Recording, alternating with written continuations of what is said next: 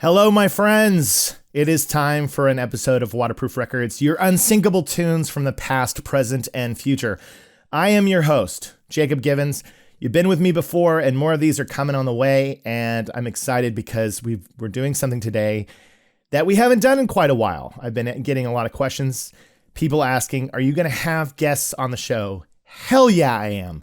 I've just needed to get around to it. And what better time than when we are home for the holidays and we can actually take those moments at home and invite someone on and get a chance to chat. But what I'm really excited about is this is yet another friendship that I've made from the very app that got me to you, TikTok. It's crazy what this app has done for us. And so today on the show, we are welcoming a friend that I have made through music and through TikTok, Mac Glocky. Let's go. Things are gonna change, I can feel it. If this gonna be that kind of party, I'm gonna... Waterproof Records. Waterproof Records. Waterproof Records with Jacob Givens. But before we welcome him onto the show, we're going to get the sponsors out of the way.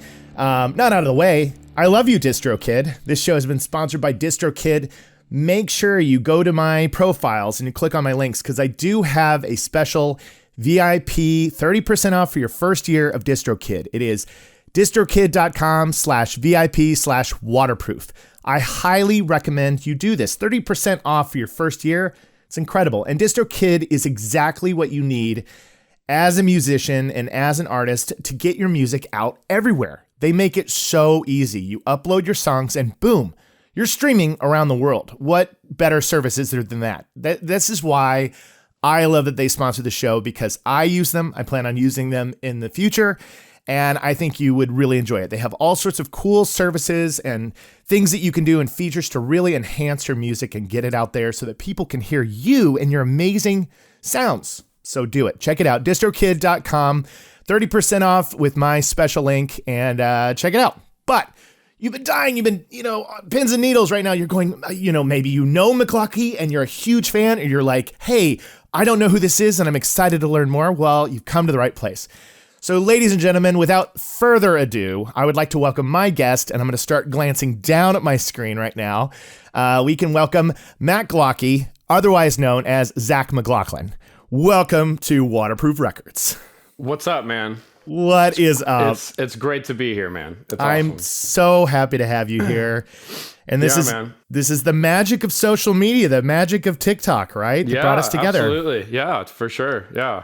I've never been on a podcast before, so thank you for giving me my first podcast. I'm not to be vulgar, but I'm breaking your podcast cherry, I guess. Well, I want to give the audience a quick, history on how you and I met on TikTok, which is pretty cool. And that's what I love about this app. You are a musician, you are a songwriter. You're very talented. I love your voice. I think it's just absolutely wonderful. And you're really skilled at the guitar. But Thank you, man. Yeah, of course. You came across my, scrolls and tags. I had seen some people kept tagging me and you doing this Billy Corgan Disarm video and you were sounding like him and your head was shaved at the time, I think. I was bald at the time. Yeah, you were so bald. That really added to the illusion. It really did. And I got tagged in it like dozens of times and I went and watched it and I was like, wow, this is great. And so, I duet from time to time, but, duetting is one of those things that people have mixed feelings about, right? It's because you're just basically, you're pointing your audience to somebody else. And there, right. There's criticisms where people are like, oh, well, you're not doing anything. You're just motioning to this other person's talents. Right. And I'm like, yeah, but the point of it is if you hadn't heard of this guy, I want you to hear about him. And this is how I can share it. Yeah. But then that's what brought us together. And from then, once we friended each other on TikTok, I saw that you were just so much more than just a guy who was doing a great Billy Corgan Disarm impersonation. You were a songwriter, and you're really, the things that impress me the most is you do these, this band doing a version of this song. Those things are unbelievable. Thank you, man. Thank you. Yeah, so good. Those get sent to me all the time. I get them in my messages. Really? Yeah, people are like, And I'm like, and now I'm like, yes, we're friends. So maybe now that you've been on my show, people can understand that we're in touch. I see your videos. Yeah, absolutely. And you too, man. Like I really love your hearing this band for the first time videos. Those are, every time I see those, it just puts a huge smile on my face. And I just love your passion and your positivity, and it's contagious, man. Thanks, dude. I love your content, man. Thank you. I appreciate it so much. So what led you to even make a TikTok? Like when did you start? Well, it was the one that I have now is actually my second account. And I had a first account, and it was just Zach McLaughlin. It was just my name. Yeah. And I was doing the same sort of stuff, like the different songs and different styles, videos, and same sort of content I'm doing now. And it got deleted at around like 40,000 followers. No, I didn't know that. Yeah. This was in 2019, 2020. Wow. And later on, I was just like, well, shit, like it's deleted. And Man. I was really deflated and just like discouraged from doing it again, because I felt like I kind of got lucky. Like the first video I did like got viral. It was I was doing if Kurt Cobain sang All Star by Smash Mouth. Nice. I don't think I've ever seen that. Which I redid it again on this channel, but Smash Mouth ended up seeing it and like reposting it and stuff. So it was really cool. Oh my God, that's so cool. Yeah, and I felt like I got lucky. I was like, there's no way I'm going to get that traction again. And it was like, for a while, it was really discouraging. And then one day I was kind of just like, I love putting out content. Like I love doing it. And I was just like, you know what? Fuck it. I'm doing it again.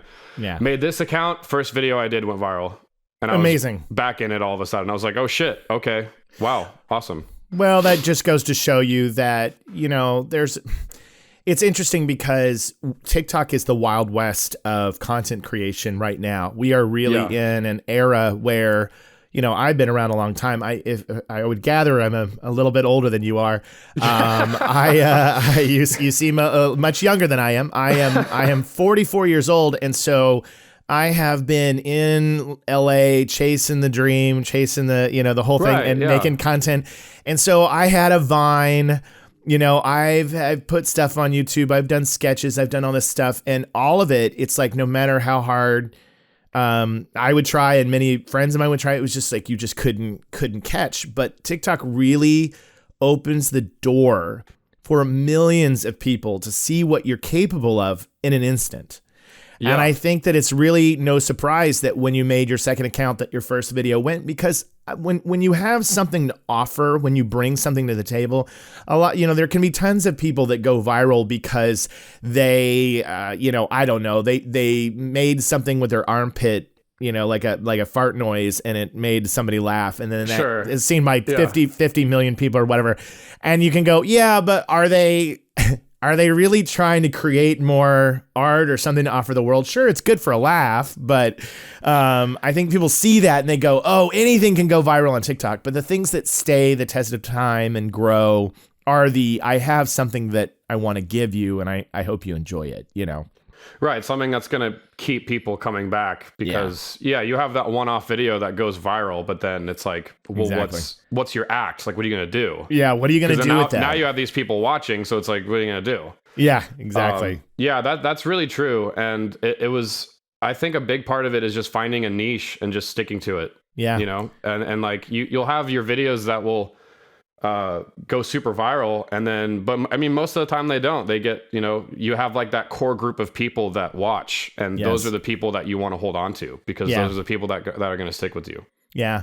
And I am so proud of you for coming back, because losing 40,000 from a deletion, that would really, really kind of send me into a tailspin, because, up to a certain point in my life, I'd never had numbers like that, and to have put that effort in and then to lose it all. I've seen people talk about losing their accounts, and then there's times where, I've had some unusual things happen with my account, and I'm like, uh-oh, could this be the moment? Could it all fall away? Did they ever give you a reason for it, or for the deletion, or was somebody just reported you probably out of malice or spite? It's TikTok, man. I don't know. Yeah. Who knows, right? I've been like, that's why I've been so careful about like I mean, and you should be anyway. You should be very careful what you say Sure. and everything. But I was just in the case of TikTok, because they don't tell you, and No. you try to get a hold of them, and they don't. They just say Exactly. your thing has been denied, and they don't tell you why. It's like, I know. okay. And I have on this account, I have been banned from live streaming a couple times, which I saw happen to you a little while ago. My first one, And- and I was shocked. I was like, Yeah. what did I do? Exactly. And you're like, and you go, because you can watch the live streams, like you Yeah. can go back and watch them, and I would watch them and I'd be like, what? Nothing happened. Like Yeah. what happened? And they don't tell you. Yeah. It's frustrating. It's very frustrating. But all that stuff aside, let's get to a little bit more of, your story, kind of what led you to become a musician and the music fan that you are. Where are you from? Where's your hometown? I'm from Sacramento, California. Nice. Yeah, it all really started when I was 2 years old, and Wow. I'm 26 now, so Okay. I was 2 years old, and my mom just put on the Buddy Holly story movie with Gary Busey. Yeah, I've seen that. Apparently, I just became obsessed with it, and from then on, I tried other things as a kid and stuff, but the music seed was planted really then. And she made like she recorded a cassette tape where it was just the music scenes from the movie, and I would stand in front of the TV and dance around to it and have my little plastic guitar and pretended to play guitar and everything. Oh, I love that. And and I started taking guitar lessons when I was probably like 7 with my uncle, and then started getting into like Green Day and pop punk and stuff. And I didn't start doing bands until I was like maybe 10 or 11. Yeah. I saw the movie School of Rock, and I was like, that I want to be in a band now for sure. Like I was already into music, Yes, but I yes. saw School of Rock and I was like, okay, I'm definitely joining a band for sure. 100%. I mean, it was a long journey of like being into certain things and then not being into certain things, and then that's kind of cool. No, that's kind of lame now. Yeah. And I think when I got to high school was really when I kind of developed my permanent taste in music, where now it's just kind of, I listen to a lot of different things, but now I'm definitely more into like heavier stuff, and I write a lot more heavier stuff. Yeah. Every once in a while I'll discover a band where I'm like, oh shit, I'm craving that. I love discovering new bands that you get super into. Yeah, but it's agreed. been a while. It's been a while since that's happened for me. Yeah, and unfortunately. I think that's pretty common. I've gotten into conversations before, and I've rarely had anybody disagree, but there is something about our teenage, our adolescent years where the deepest impression, the deepest cut that music makes is that time in your life, because you really are building who you are as a person. And while we love to hear new bands, and there's tons of, heavy metal, bands that I've discovered in my adult years that I love so much and I'm crazy about, but it will always come back to this real foundation that was laid when I was a teenager. And then I was like, I'll always look back on that as like where the groundwork was laid. And then I love to find new bands now, but again, it just can't beat that feeling. No, absolutely. The last band that I discovered probably is like probably one of my favorite bands now was like 5 years ago. It's a band from the UK called Everything Everything. Oh, I've never heard them, I don't think. They're actually like an art pop band. I'm going to have to check them out. And yeah, you should check them out. The songwriting is just incredible, and they have such a unique sound. One of the most unique bands working right now, I think. Awesome. I'm wondering if they've come across any of my playlists or anything like that, because I vaguely feel like I've seen everything. But, with these streaming music services, sometimes things will just roll and you'll be like, oh, that sounds pretty cool. Oh, yeah, for sure. Yeah. So you're from Sacramento, which I've been up there. That's a cute town. I love the what's that old town, the where all the Old Town Sacramento, right? Yeah. That's a nice little area. I get up there more frequently than you'd think, because I have a buddy who works at the B Street Theater there in Sacramento. Okay. So he's an actor, and so we Okay. get up there. So if I'm ever around and you're ever around, we'll have to go grab a pint or something. That would be fantastic. Yeah, that'd be awesome. Yeah, I'd love it. I played around, in bands in Sacramento. I was opening for like Puddle of Mud, Hoobastank, That's awesome. Buck Cherry. Played with Trapped a couple times. pre-disgraced trapped. Now they're a little disgraced now, but that tends to happen with bands nowadays, right? More and more people come out and go, this person did this, and you're like, uh-oh. Yeah. But yeah, I mean, Sacramento is it has a great music scene for sure. There's a lot of really talented bands, and there's a lot of great venues. I don't know if you ever been to the Ace of Spades. No, in Sacramento? No. Yeah, great venue. There's a few really old, like, great venues in Sacramento. It's a great place to be in a band for sure. Yeah. Well, you had mentioned, having music be a big part of your life since you were a child. I'm the same. There's really no surprise that somebody who is a music creator, and I'm a music creator, it does happen at such a young point in your life and really becomes the thing. And it's interesting because I'm a father of 2 boys, and I kind of just assumed that, it's just going to happen the exact same way. I'm just going to have these children, and they're going to be like music obsessed like I am. And they it's not that they aren't. It's just such a different path, and I've had to come to terms with. I can't just sit my son down and be like, Smashing Pumpkins is my favorite. It shall be yours. It's not. It just doesn't work that way. It's the same with Star Wars. Like, there's all these nerdy things that I loved growing up that I was hoping my boys would just grab onto and be like, I love it, Dad, because you love it. And it's just been very humbling for me to learn, like, no, they have their own groundwork. And my oldest son, he loves, beat driven stuff because he is into video games and gaming and, cut his teeth on Minecraft and all these, video games. So he has this ambient style and he likes beats. And so he makes music that are like, interesting gaming kind of things. And so he does have that music bug in him. It's been a learning experience for me to see a guy who plays guitar, who's used to drums, bass, whatever. I'm seeing how he is experiencing music in such a different way. Yeah. But that's cool. Yeah, but he does. That's really cool. Yeah, he does what we do, which is it still affects him a lot. When he was young, we would watch movies and like the John Williams scores he would love, and he would tell me, I love this part right here. And I was like, he has the composition brain. Yeah. And then my youngest son is only 8, so he's copying a lot of what his older brother does. But it's we'll see. Maybe one of them will end up being like wants to be with Dad. But one of them will be like, Dad, I want to learn guitar. And you're just like, I've waited for this moment That's totally to arise. That's totally what I wanted to happen this whole time, is that I was just talking to my buddy from Chicago, and he said his son, he's a drummer, and he's an amazing drummer.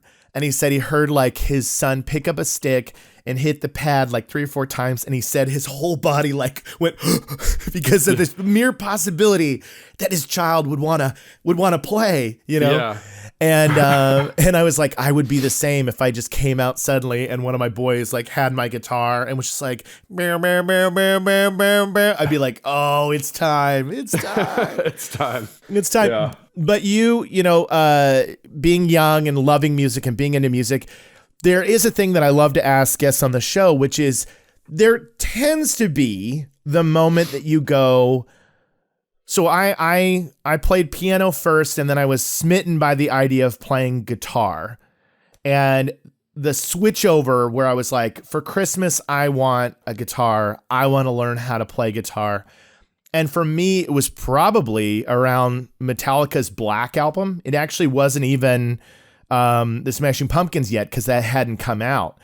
Okay. But I was more into like Metallica and Megadeth at the time, and I asked for my first guitar, and I really just wanted to be able to play guitar like Kirk Hammett and like Dave Mustaine. I really wanted that, and that was the point that I was like, I have to get a guitar. I have to get a guitar.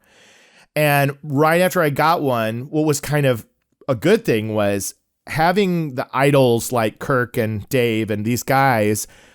Grunge, and this isn't an insult on grunge, but when Nirvana comes out and all these bands come out and the style of playing is a lot more forgiving, in that once you figure out a power chord, you could play some songs. That's exactly what happened to me, and I think a lot of people too. A lot of people, right? And this was the era where playing a solo became uncool. Yep. And this is what was going on then. It was like you were if you were going to get into an alt grunge, band in the early 90s, like playing a guitar solo was lame. Yeah. And you would do like an anti solo almost. And that being said, guys like Billy Corgan in the Pumpkins still was ripping crazy solos in that style of music. But as I was cutting my teeth on the guitar, I was getting less discouraged because you could play along, and then as you got better and better and better, you could start going, okay, now I'm going to go back in and see if I can try that intro to Tornado of Souls off Megadeth's, off Rust in Peace, or I'm going to try this song, and you get better and better, and you feel like you can do more things. But this long-winded question is all to say, was there a moment that you looked and said, I need a guitar and I need it now because you heard something, or was it just a much larger picture than that? Well, I for me, it was just like, I don't know if I can pinpoint a certain moment, just because Sure. Just from that very young age, it was just always kind of a thing in my brain. Like, Yeah. And I think what really made me, around the time that I started taking it really seriously, and I was like, I want to get like an actual guitar and like play guitar, was when I was super into Green Day. Like, that was the first band that I really, really got into. I don't listen to them much anymore, like once in a while if I'm really in the mood, but Sure. at the time, like, all I fucking listened to was Green Day. Yeah. And it was around when American Idiot came out that really happened, and I started going back and like, I would hear like, Basket Case or Longview, and I was like, oh, this is the same band? Whoa, that's crazy. And, all those things started clicking in my mind. Yeah. And then, I discovered what a power chord was, and like you were just saying, and I was like, oh, that's how you write songs. You just do this. Yes. All over the guitar. And I would spend hours in my room playing Green Day songs, and like, I learned a lot of them, and it was a really cool time of just discovering my passion for performing. And I would like be in my room and I would pretend that they were my songs, and it was awesome. It was really fun. Yeah, I would come home, and instead of doing my homework, I would play Green Day songs just for hours. I love it. Which might have been a bad idea in hindsight, but you live, you learn. But now you're doing fine. But I was gonna say, American Idiot is a good one to come in on, because that is really Green Day maturing and getting to a much more ambitious, Yes. epic album that would go on to be a stage production. I mean, it's just literally. That was them stepping into their own. When I was growing up, Dookie was the Green Day album, which I loved and I played through, but you were getting a very mature Green Day and then getting this backwards material that you could go look at. So that must have just been a cool experience to be able to experience, hear a band that had reached this great level of songwriting. And then you go back to the early days and you go, they're still great songwriters. It's still not, it's not like you're going back and you're like, this is bad. It's just maturation, right? They're just getting better and better and better. But I still have a soft spot in my heart for Green Day, even though I don't find myself putting them on all the time. If one will come on and I'm in this 90s cover band, we'll do Longview and we'll do Welcome to Paradise. Those they're are fun just songs. They're really super fun songs. Absolutely. Crowds love them, so you can't change that.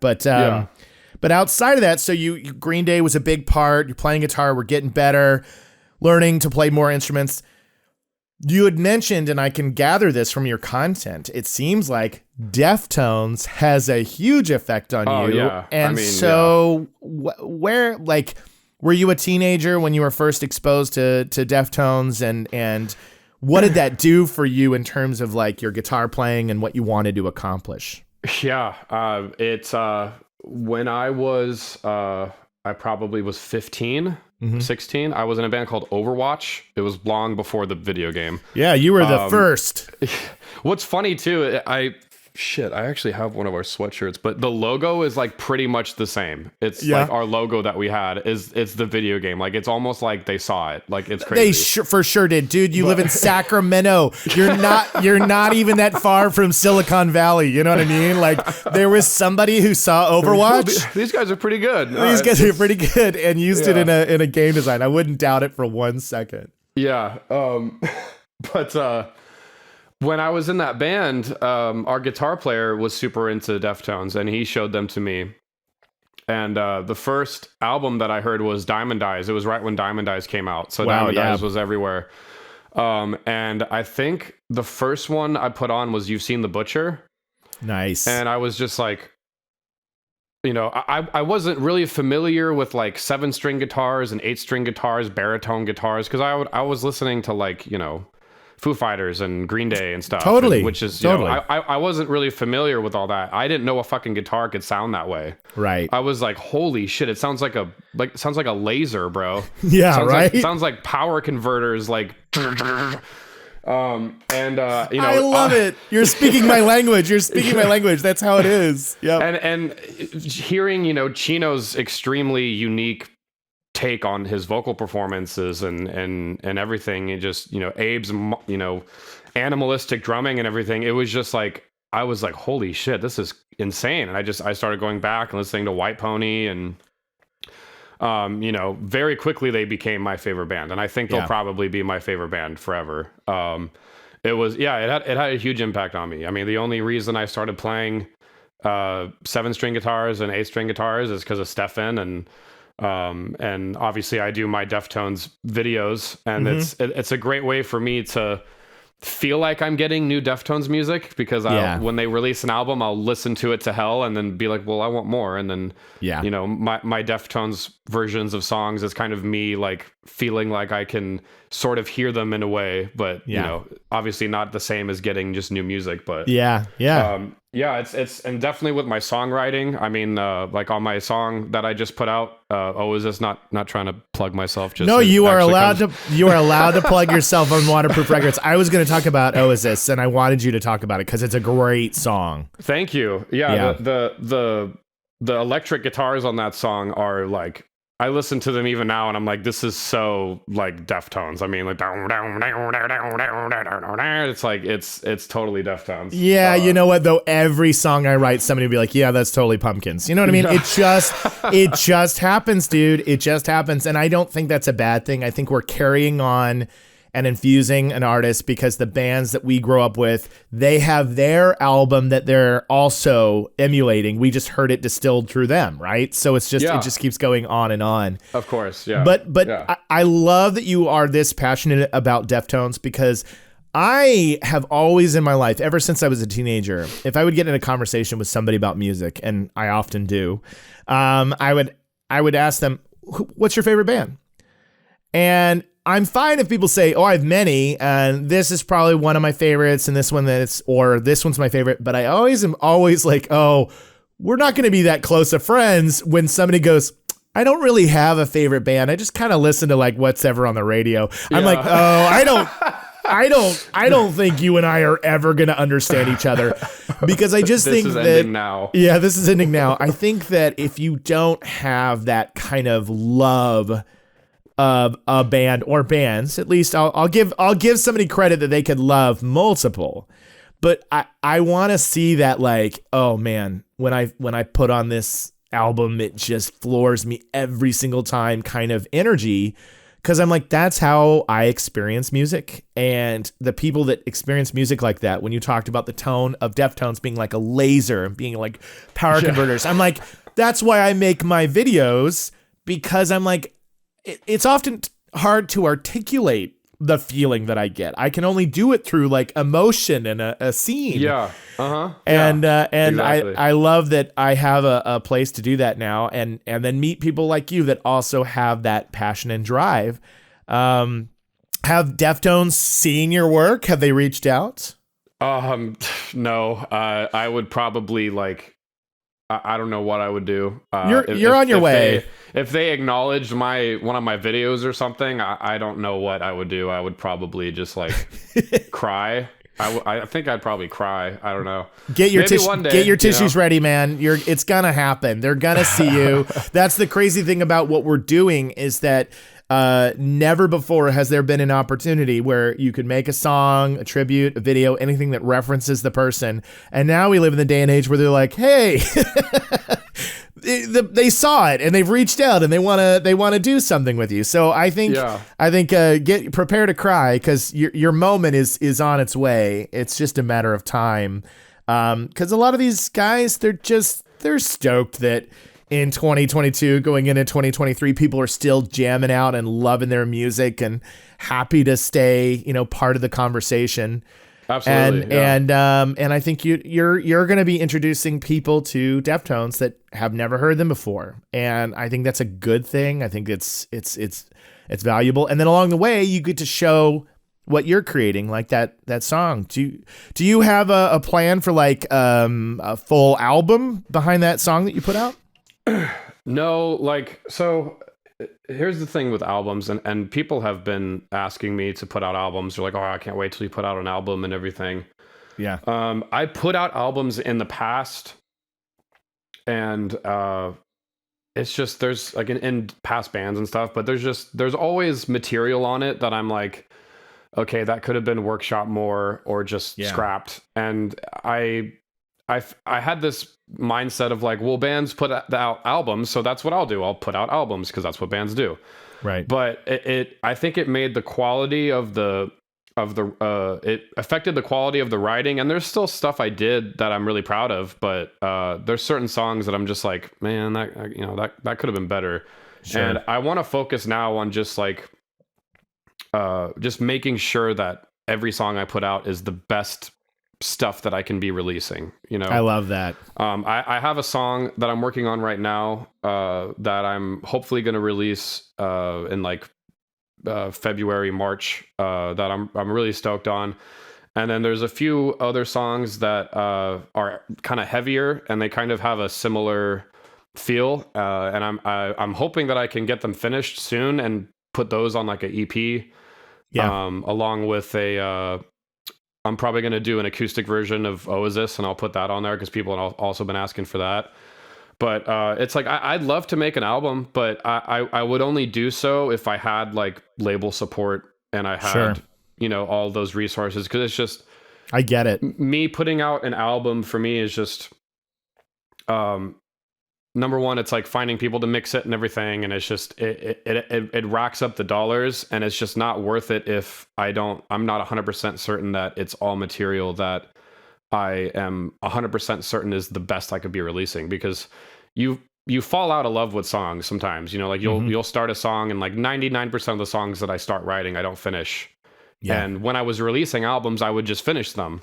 And now I'm really taking my time, and if I'm writing something and it's not there and it's not really sticking, it's not getting finished, then I move on to something else, and I wait until I find that spark again where it's like, okay, cool. Then it just kind of gets written. So that's kind of my attitude with that. I would love to. It's just not really realistic for me right now, creatively or otherwise, Yeah, I actually think that's incredibly healthy. I really do. I think that knowing yourself and knowing what you want to get out of every situation, there's no rule, there's no like guidelines to art and creating art and music. And it is all about what the artist wants to put out into the world, and kind of falling into a path where you're like, well, I have to put out an album because that's what we're supposed to do. That's nonsense. It's you have had a ton of streams of your song, and that's only going to continue. And it's because you are able to really look at that and say, I want it to be the best thing that I could put out. And you focused all of your energy in that. So I admire you. And I feel like that's something that is important for a lot of artists to hear. Is there are probably people sitting out there right now listening to this show even that are songwriters, and they have this really great hook or they have this really great song that they've written, and they've held back on putting it out or recording it because they're like, it's just the one thing. And I think that sometimes you have to just paint the picture, put it out there in the world, and be okay with, you may never paint another one again. It's okay. But that's the journey of life, is that you put out what means something to you then, and don't worry about it. It just has to be something that you go, I have to share this. The whole point behind art is I see, feel, experience something beautiful in here, and I want to give it to others so that they can also appreciate it. That's why we do what we do. And it took a long time for me to really realize that. Yeah. Well, you're really realizing did. it at 26, so I gotta say you are half my age, and you're having a. Do you know how many years I spent out here just chasing my own tail? Jesus. But anyway, it is healthy, and I think it's great. Thanks, man. Yeah. I'm really stoked to get music out, and I'm really stoked that people are. I mean, just people messaging me and commenting,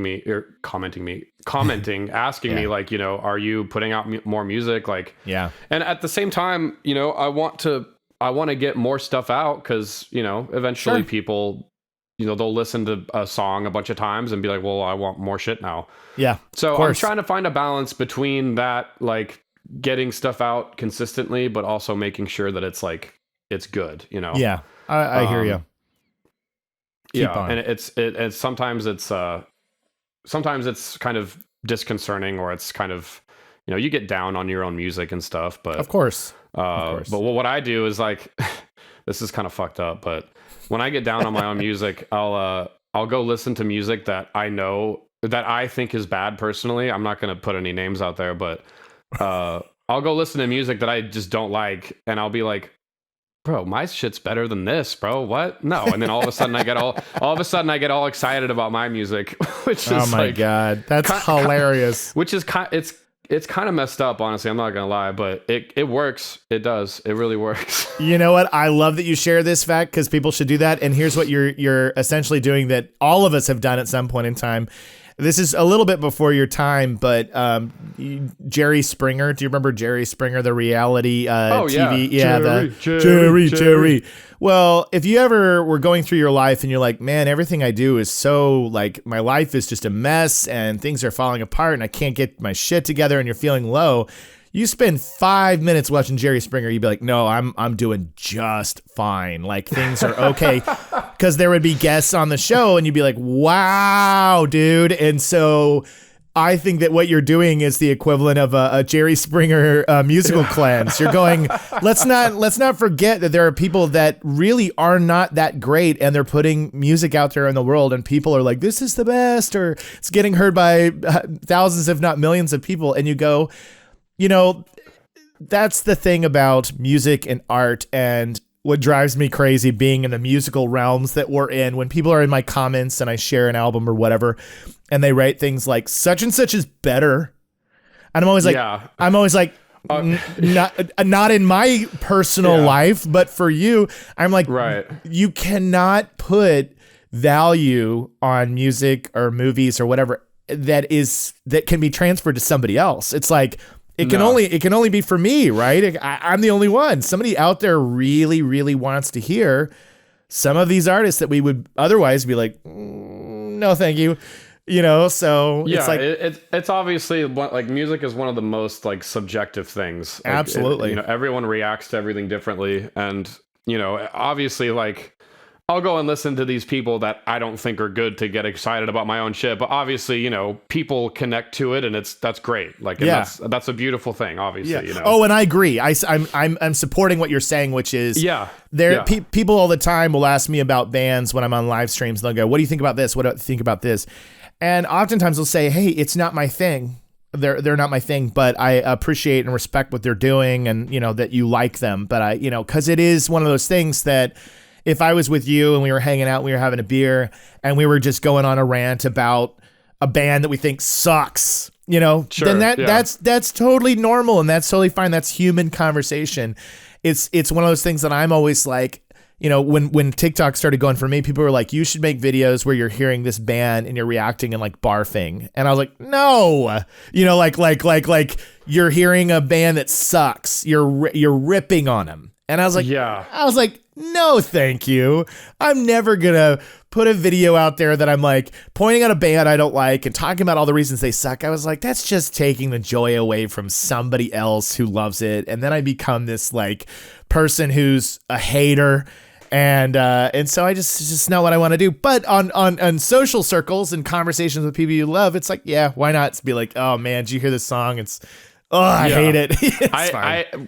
I totally agree with you, and I actually do watch content sometimes where people do that just because it is fun sometimes to watch people be outraged. Sure. I mean, I watch Anthony Fantano. Oh, I have him. And I have and Needle Talk.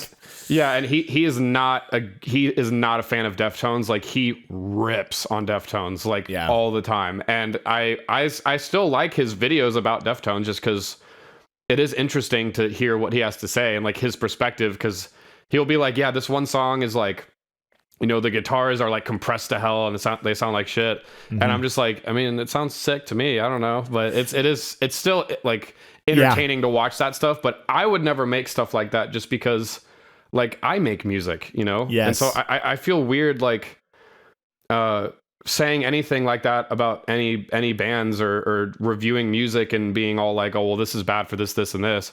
Because then like, you know, then people go and listen to your music and it's like, well, I think your music sucks. And it creates this like negative, like, Totally. and I don't want my content to be that, you know? Yeah. I love music and I'm really excited to talk about music. So, Yeah. And to put my stuff out yet, you know, so. Yeah. I'm like I love to watch that stuff. I would just, for that reason, I would never like want to make stuff like that. Yeah, I don't envy him being in the position. I like him too. I follow him and I think he's very funny and he cracks me up because he's fearless in saying something, you know, like he's his latest thing, which I'm sure you've seen, is he's walking around asking people, he's like, what's my worst take? Yeah. So he is totally feeding in on the fact that he'll have these controversial takes on artists that people love.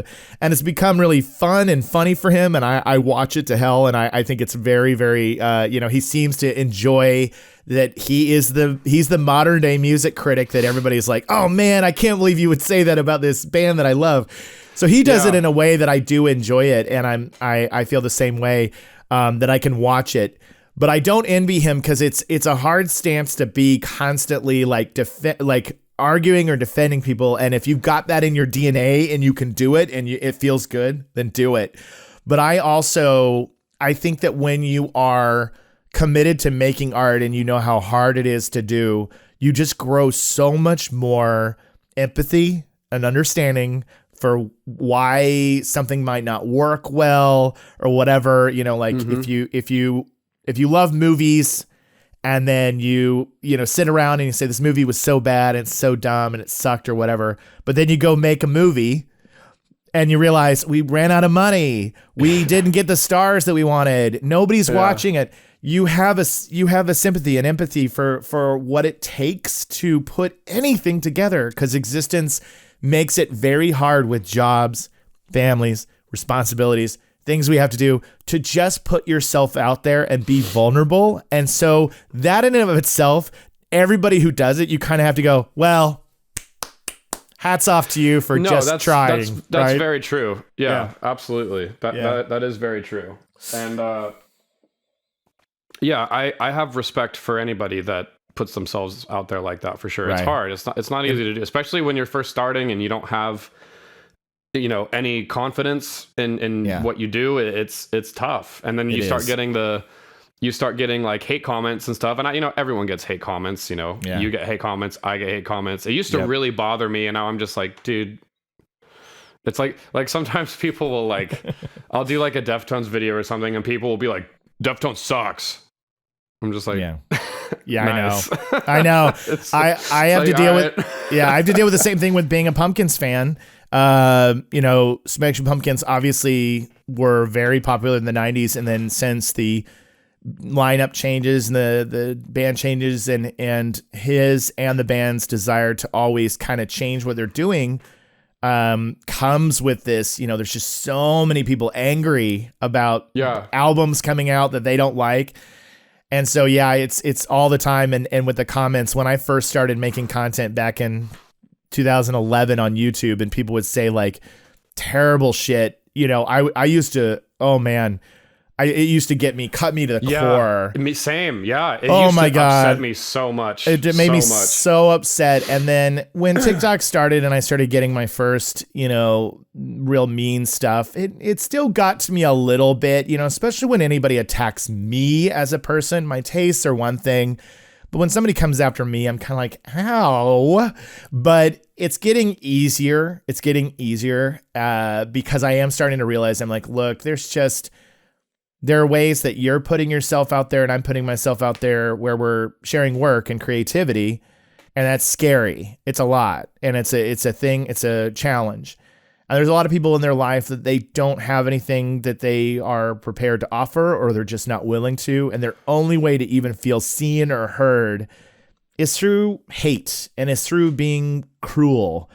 And I've tried to change my mindset to go, I feel bad for you. I feel bad that you rolled out of bed today and you thought to yourself, I know what's gonna get this guy.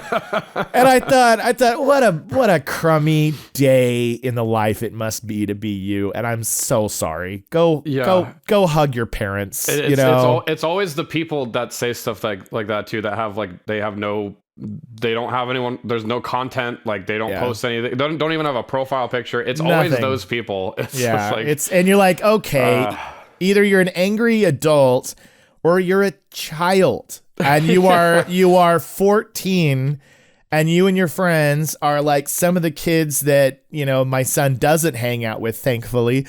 And their whole goal in life is to troll and to just be mean because they think it's funny. And I'm like, that's probably what's happening 90% of the time. So anyway, all that being said, but I know we probably got to wrap things up because we have been talking for a while already, but I was going to say, I'm so glad that we connected, and I'm excited to see where you're going to go. And I support you making music and continuing to make content. And if either of us gets deleted, don't let that stop us. Keep after it and make music. And because I think your voice in the world is important and it needs to be heard. And you're a young man, and you've got a long life ahead of you. And I'm excited to see what you're going to do. And I'm saying it for you as much as me. Don't get discouraged by algorithms and videos not being, you know what I mean? Because this is it's maddening. It's maddening because you'll to one day have something be seen by millions and really get out there that you put your time and energy on. And then to turn around and make something that you put your time and energy on, and it doesn't go anywhere. It's so hard not to go, well, why? And I get in my own head about that. No, I do too, man. Like all the time. I mean, it's been a little while since I had a video do super, super well. I think the last one I did was that Smashing Pumpkins Pixies song I did. That one did okay. So good. That one was a great one. Thank you. Thanks, man. And I want to do more Smashing Pumpkins stuff because I do like doing Corrigan, and a lot of my audience likes it too. It's just with his voice, it's hard to find the right song where I can really sound like him. Yeah, I mean, with those types of videos, especially those this song in the style of this artist, I mean, those videos take a while. It's a lot of hours. And so when they don't do well, it's discouraging. But it is. It takes a long time, a lot of work.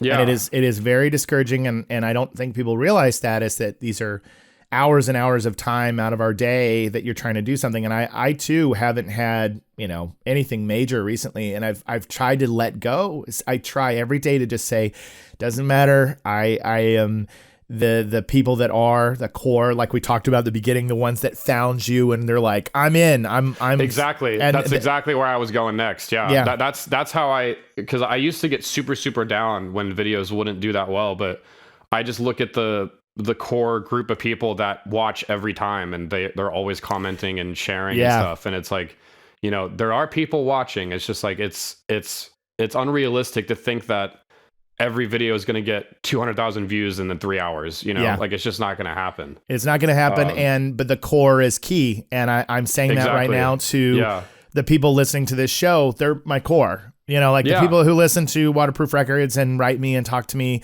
They are the ones that are my ride or die. And they're and that's awesome. And that's phenomenal. And that's really why I'm excited to show you to them. And I think you guys should absolutely go check out his music and go watch his TikToks. He's very talented and just a good guy. And you also, didn't your Disarm video, didn't Pumpkins pick it up? Didn't they share it or something? I feel like on their socials they did, didn't they? Yeah. Well, whoever, I mean, I don't know if it was Corgan, but somebody on their official account commented on it. They said like, good job or something. Yeah. And then they posted it on their Instagram, which was super cool. And that brought in a ton of people on Instagram over to my Instagram. So yeah, that was really, that was really cool. I was shocked when that got to them. Yeah. It's a good feeling when the artist sees you, and this will all have been worth it if you get a Chino message one day, you know? Wouldn't that? Yeah, I doubt it, man. Like Chino does not do social media really. Stefan does, so maybe Stefan will see you something. You might. It is interesting, right? Because there's artists that I've done, and you go, they're just notoriously not going to be cool with, you know, anything, no matter how much love I give them. So it is interesting because we are dealing with people that have dealt with bullshit interviews and have had their words twisted, or they've dealt with all sorts of nonsense, and they're like, I am not gonna engage or do anything. I'm gonna write music and go home. And you're like, all right, I can respect that. But I do think that your day will come, your time will come where the Deftones community, hopefully a lot of the fans have seen your videos, you know, fans, at least the Deftones fans. They're like, this guy gets it. This guy knows this band, you know? So yeah, it's been cool being able to connect with that community because, you know, Deftones have a very obsessive fan base. So when they see anything that's remotely Deftones, they're like, yes, you know, more Deftones stuff. So I love it. Yeah, and I love making them. So yeah, I'll definitely continue to make them. And if that ever does happen and they acknowledge it, I'll make sure that you're like the first person that sees that. I'm gonna be like, dude, look, it happened, bro. Yeah, you reach out to me ASAP. Yes, you let me know. I want to know. I'm there for it. Yeah, absolutely, man. Well, before we wrap things up today, is there anything else that you'd like to promote, or things that are on the horizon, or just let my audience know about? I mean, I'm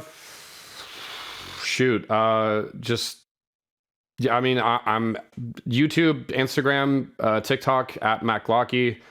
You know, I got a song I put out a couple months ago. Some of my covers are on there. I'm planning on putting more covers on my streaming services soon.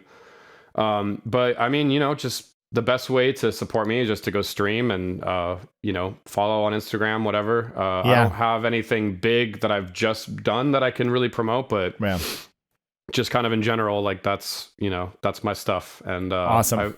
I really appreciate you having me on, man. It's been great talking to you. I'd love to do it again sometime. Yeah, absolutely, man. We will hang out. We're in the same state. We'll pull it off for sure. Yeah, absolutely. And if you guys, you know, Matt Glocky is MacGlocky.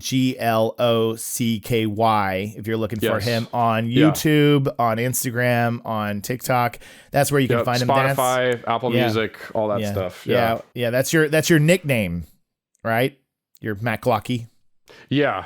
That was my boot camp nickname. And so that's where that. And well, I know we're trying to wrap this up, but no, it's okay. Just an interesting thing about my name was when I first started, because I was in a band called Control before I was Matt Glocky, and it was really hard to market the name, and it was just, you know, I ended up leaving and joining the military, so that kind of fizzled out. And I wanted to continue releasing stuff under Control because we still have like a group, like a solid group of people that listen to us every month. That's awesome. But yeah, and it's cool, and I'm really proud of what we did. But it was just so hard to market because it's just the word Control. And there's also a band in Mexico called Control, and they're like huge. And I had no idea. Like some of their songs have like 30 million views. Wow. Yeah, so I was like, okay, that's probably should have looked into that before we named the band. And I started releasing music under just Zach McLaughlin, but I found that was really tough too because not a lot of people can pronounce McLaughlin or spell it, and it was just a tough name to market. So, you know, when people started calling me Glocky, you know, Matt Glocky, I was like, okay, that's, you know, very weird, and it almost sounds like a rapper, and just you wouldn't expect it to be like a metal musician. And I looked it up everywhere to make sure that no one's called that. And I was like, perfect. This is my name now. This is my identity now. I love it. Well, McLaughlin, that's a Scottish, I would assume. Yes. Yeah. So over in Scotland, you're probably huge. Everybody over there is like, oh, it's a good McLaughlin making the music over here. So That's an impressive Scottish accent. That's a hard one to do. Good on. That's a tough one, man. That's a good one. Yeah, I should make more videos in my Scottish accent. Well, anyway, dude, thank you again for joining me, and Yes, thank you for having me. Have a Merry Christmas and a Happy New Year, and You too, man. many great things to come in the years ahead. Yeah, So- yeah, man. I'm excited to see what you do as well, man. All right. And I'd love to do it again sometime. Thank you for giving me my first podcast. Taking Done. my podcast virginity. That's right. Yeah, man. Awesome. Awesome. Super All right. fun. Well, I'm gonna say goodbye to the folks that over here, and then we'll call it a day. Sound good? All right. Sounds All good, right. man. All right. Thank you so much again for joining us this week, my friends. More episodes to come in 2023. And so happy to have Glocky on Waterproof Records. So definitely go stream his song Oasis. Say it. Sorry. Oasis. Yeah. Oasis. It's OIZYS. OIZYS. So it's a cool title. It is just one of those things that I'm sure you get pronunciations all the time. Yeah. Anyway, thanks guys. We'll see you next time on Waterproof Records. Don't forget to check out distrokid.com. Go to distrokid.com/VIP/waterproof for 30% off 1 year of services. You definitely got to check them out, and we'll see you next time. Things are gonna change. I can feel it. If this gonna be that kind of party, I'm gonna Waterproof Records.